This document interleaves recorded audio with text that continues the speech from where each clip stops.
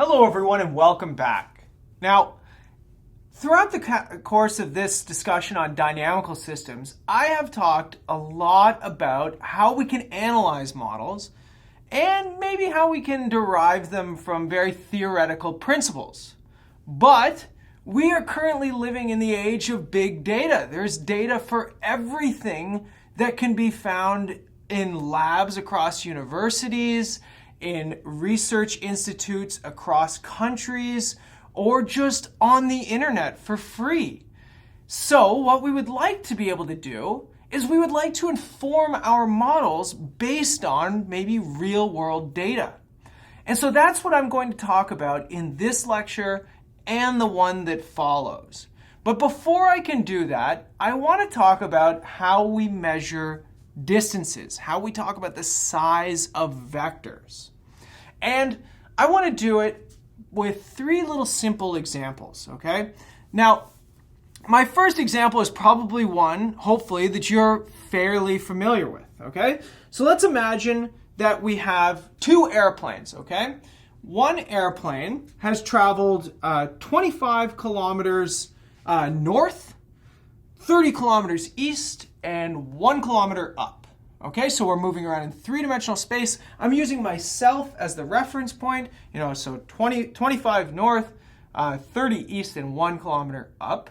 Similarly, I've got another plane that is currently 35 kilometers north from me, 10 kilometers east, and 2 kilometers up. Okay, so the numbers are purely made up. They're not trying to be,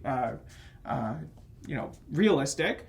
But that means that I have two vectors. Okay, so airplane 1, which I will say is 25, 30, and 1. And I have airplane 2, which is 35, 10, and 2. So the question is, which one is further away from me? Well, we have a pretty standard way of measuring distance in this case, and that's through standard Pythagorean theorem type metric. In particular, we call this the 2 norm of these vectors. Okay, so the 2 norm of A1 is equal to, so this is just your Pythagorean computation, 25 squared plus 30 squared plus 1 squared. In this case, you get about 39. Similarly, airplane 2's distance from me, this is going to be 35 squared plus 10 squared plus 2 squared, all under the square root, which is about 36. So we can say that with this measure of distance, right, absolute distance as the crow flies, that airplane 1 is currently further away from me. Now, the first thing you should ask yourself here is, why is Jason calling this the 2 norm, right? This is sort of the standard distance. This is how I've been taught that I should be measuring vectors and distances. Well, what I want you to notice is there's a lot of 2's that wind up in here. There's a square, a square, a square, and a 1 over 2 from the square root. Okay, so just keep that in the back of your mind for now. I'm going to introduce some other types of distance metrics, and they're going to have different numbers that pop up in them. Okay, let's think about something else. Let's imagine that I'm given final grades. So final grades for class 1, let's imagine there's just 5 people in the class. Somebody got an 82, somebody got an 86, somebody got a 90, and somebody got a 71 and a 74. Okay, so there's 5 students in class 1. These are their grades. Similarly, there are 5 students in class 2, and one got a 91, one got a 76, one got a 63, one got an 85, and one got an 81. Okay, 5 students per class. I taught the same class, the same material, and these were the final grades. So I can ask myself, which class did better, right? Well, you wouldn't do a 2 norm computation of this because that would really sort of have no meaning. But I'm betting that you probably guessed at how you could compute who did better.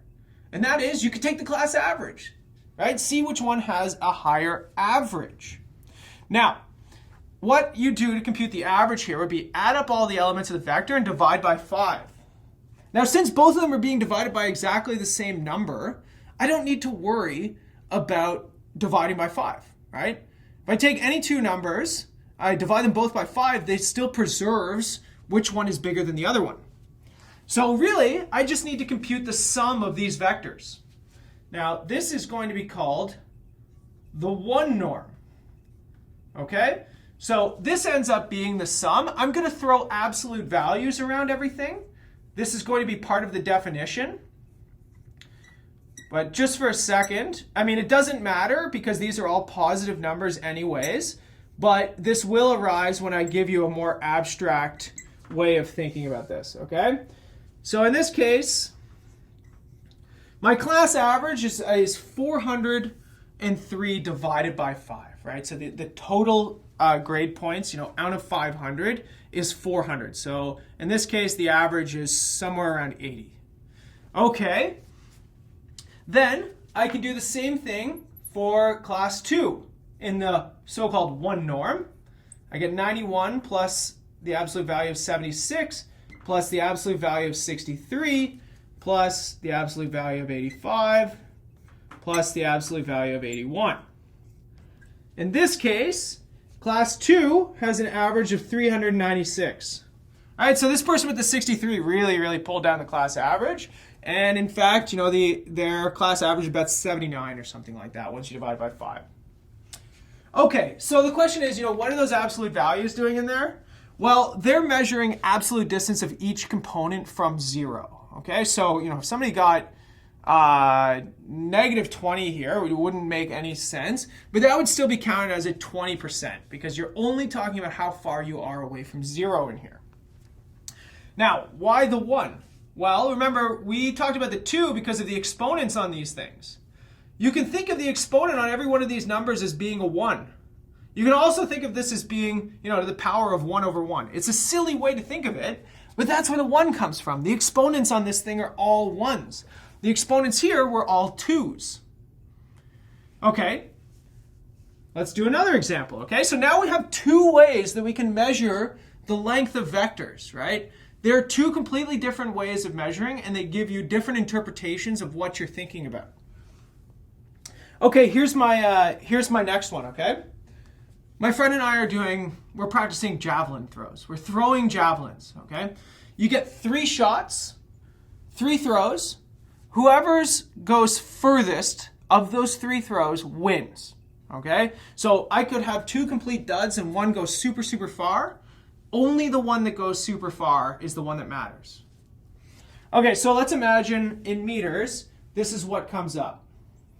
So distance for person 1, let's imagine it's 82 meters, it's 73 meters, and 79 meters. And person 2, their first throw gets 81 meters. Their second throw gets 78 meters. And their third throw gets 83 meters.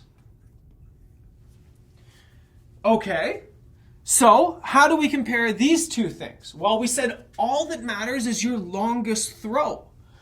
That means you're looking for the maximum across these vectors. Okay, so this is another way of computing the distance or the size of these vectors. And in this case, it's called the infinity norm.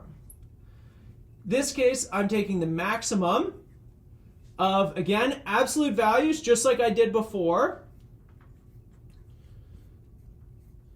So I'm asking myself, taking the absolute value, I'm saying, what's the largest swing away from 0?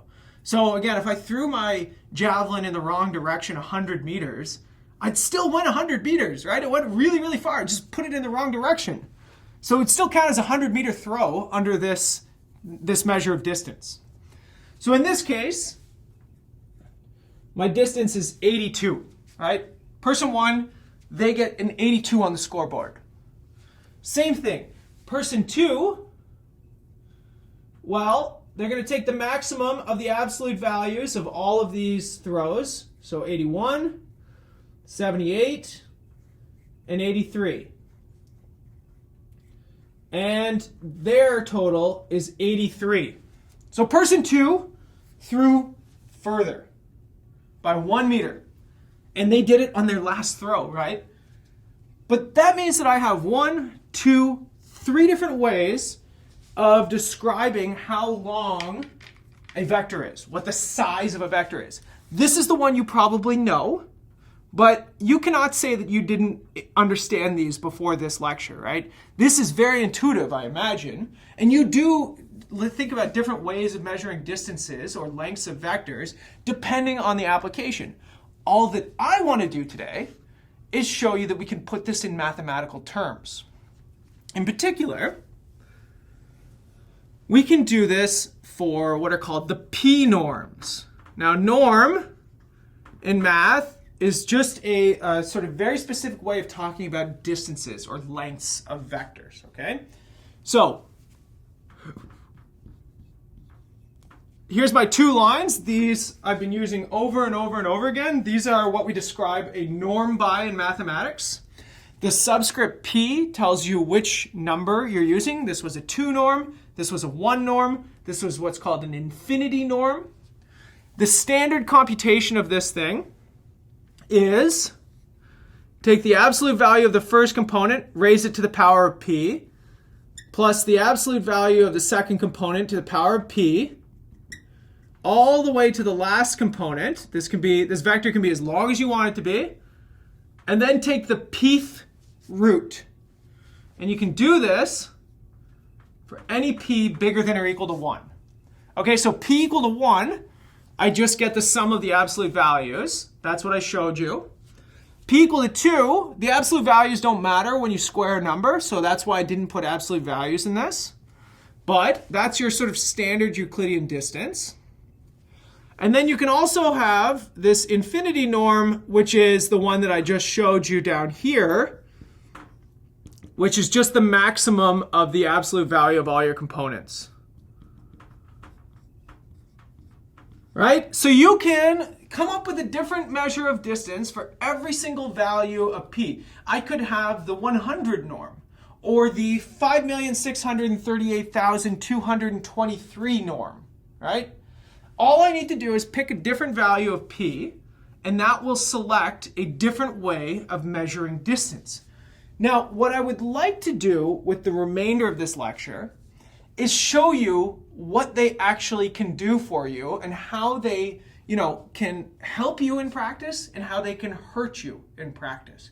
And I'm going to do that by showing you what they emphasize differently over each other, right? So I want you to maybe take a look at this for a second, and you might even be able to see some of this, just the difference between the infinity norm and the other p norms.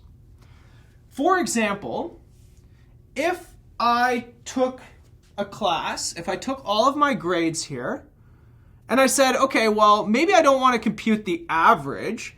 I just want to know, who's the superstar of my class?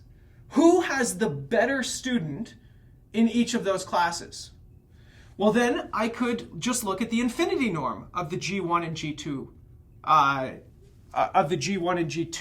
vectors. And in this case, I've got one student who got a 91, but I've got one student who got a 90. So that would give me the G2 is better under this different metric. Why? The 1 norm is taking everybody equal, whereas the infinity norm just says, give me your best. That's all that I care about, right? Give me the biggest value you can get in there. So immediately, without doing a whole lot of math, you can already see that there's differences. These things emphasize different things. Same thing down here. If I take my average javelin throws, well then, this D2 is much better than D1. And that's because this 73 really sinks you, right? Maybe I tripped, maybe I slipped a little bit whenever I went to throw that javelin. Well, if I'm going to take the average over all 3 throws, that really hurts me, right? That's like when your professor takes the average of all of your assignments, but you forgot to hand one in at the end of the year. That hurts a lot more than me saying, okay, well, I'll just take your best assignment at the end of the year. All right, so how do we do this in practice? How do we use this stuff? Here's what I want to do. I want to imagine I want to fit a discrete time dynamical system. Okay, so here's my discrete time dynamical system. It's going to be a line. Okay, so whatever I'm doing now is just going to give me what I'm doing next by finding a slope and a y-intercept. Okay?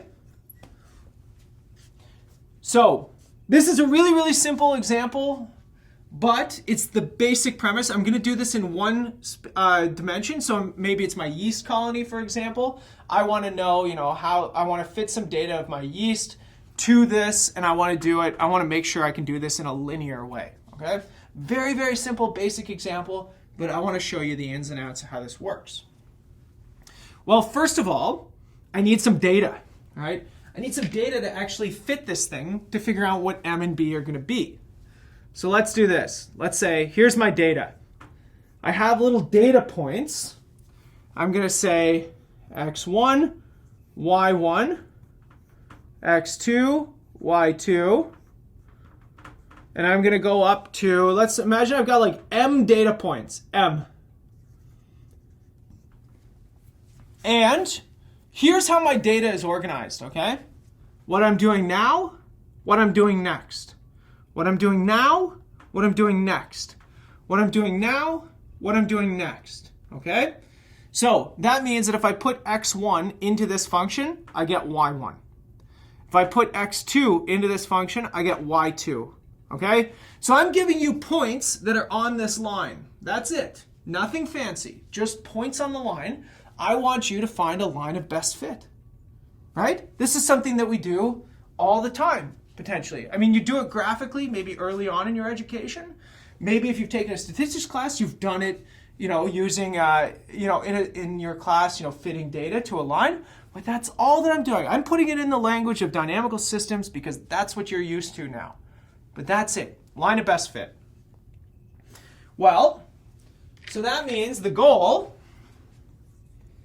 so my goal is find M and B so that I'm going to make a vector of differences here, okay? So the vector, so I have y1, the output, minus the input, mx1 plus b. So if I put x1 into this, I want it to be close to y1. So this component right here is measuring how far off those two things are, given a value of m and b. Same thing for y2. And I do it for every single data point.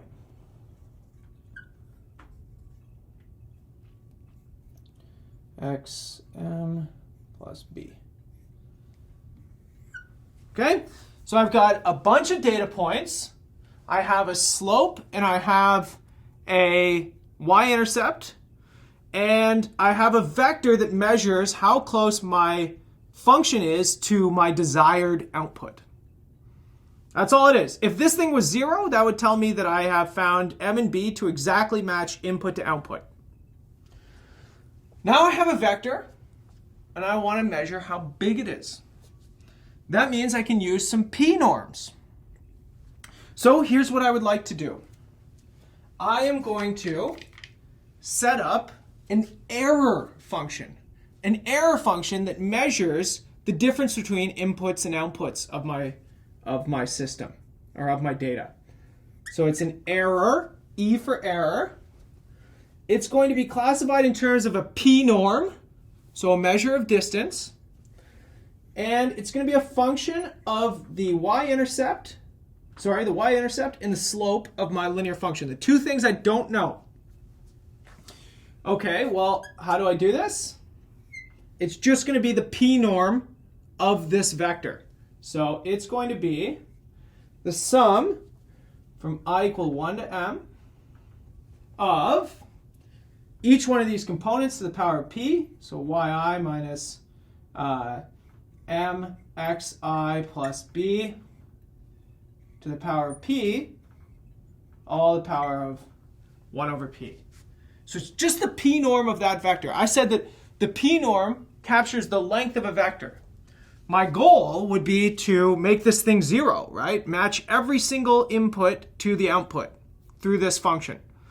And the way that I would do that is find an m and b to make this as small as possible.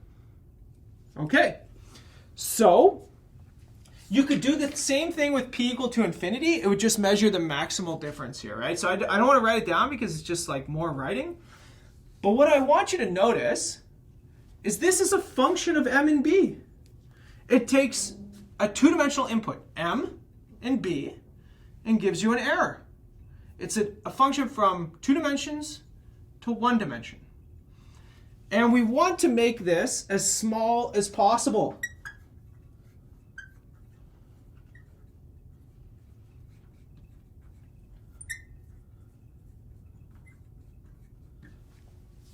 This is starting to sound a lot like an optimization problem, right? All the way back to where we started. We want to find a minimum of this function. The smallest possible value that can be input into this. The smallest value that can be output of this thing given the inputs m and b. They can be whatever you want, right? So it's unconstrained optimization. We don't even have to worry about Lagrange multipliers or anything super complicated. Just every possible m and b that can go into that thing, find the minimum. Now there's lots of different ways you can do this, right? You could do it with old school calculus methods. Find the derivative, set it equal to 0. You know, it might be a lot of work, so we could use things like gradient descent or Newton's method, or even just plot this thing, right? It's only 2 dimensions up into 1 more dimension. This is very plottable, and we can estimate what the minimum of this thing is, you know, given the data that you're provided with here. What I would like to do, though, is explore what happens for different values of p, because different values of p will drastically alter what your function is that you're fitting. All right, let's look at an example. Now, I'm going to give you, in this case, 11 data points. 13. So let me just write them out. So 0.1 and 0.5. So if we're imagining this is maybe a colony of yeast, it's saying if I currently have 0.1 units of yeast, then in an hour I have 0.5 units of yeast, okay? So that's what the data is organized by. Input, output, current time, next time. Similarly, maybe someone else ran some experiments. They saw when they had 0.4 units, then they had 0.9 units in an hour. And so the data here is purely expository. It's not meant to represent much. It's just meant to illustrate some things to you, okay? So 1.2, 1.5, 1.3, 1.5, 1.7, 2.0, 2.2, 2.2. So maybe a bunch of people did these experiments. 2.8, 2.8, 3.0, 2.7, 4.0 and 3.0, 4.3, 3.5, 4.4, 3.7, and the last one, 4.9 and 3.9. Okay, so if you'd like to, go ahead and pause the video and try and actually fit to a line using the error function that I just gave you. Use some different values of p, right? Try and minimize it. So what I actually did is I built the error function that I just had on the board for you, and I used MATLAB's convex optimization solver, so the CVX function. And in that case, what I did is I minimized my error function for different values of p to identify the optimal m and b, slope and y-intercept, that fit this data. Again, it's a line of best fit problem. That's it. Okay? So here's what I got. Using p equal to 1, this is what I got. M and b come out to be about 0.6873 6873, and 0.6251. Okay? So, okay, that's fine. Then I did it with p equal to 2. And with p equal to 2, I got 0.6713 and 6530. Okay, so not too far off from what I got with p equal to 1. And then just for fun, I picked a bigger value of p. You could use whatever you want, but I picked p equal to 10. Okay, so it's one that we haven't played with today, but it's relatively big compared to the other two. I get m and b. In this case, I get 6470. And I get 6950. Okay, here's what I would love for you to do. I would love for you to plot those points and then plot each one of these lines.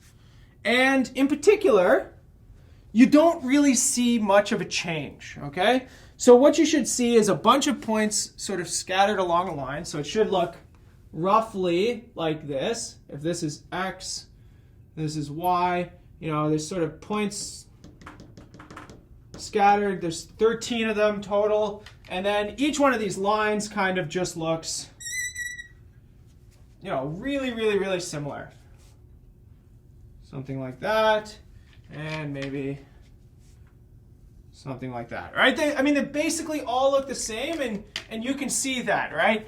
The values of m and b are the same at the first significant digit, right? At the 0.6.